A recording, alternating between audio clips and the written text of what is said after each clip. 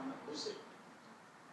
La scuola da sempre rappresenta un impegno primario per il Trentino e una delle frasi contenute nel messaggio di inizio anno del Presidente del Consiglio provinciale Dori Gatti. I tipi di insegnamenti, un aspetto che vedrei molto positivo.